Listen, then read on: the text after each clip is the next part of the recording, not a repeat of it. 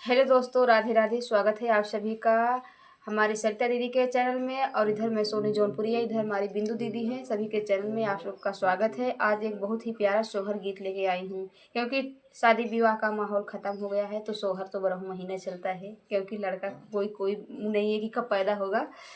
तो मैं सोहर सुना रही हूँ, आप लोग कमेंट में ज़रूर बताना।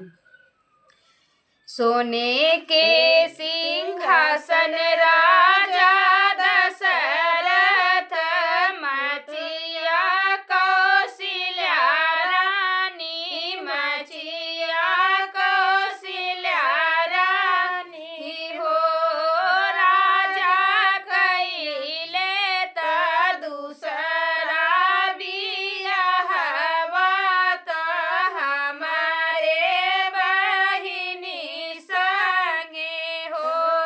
राजा कइले त दूसरा बियाहवा त हमारे बहिनी संगे हो।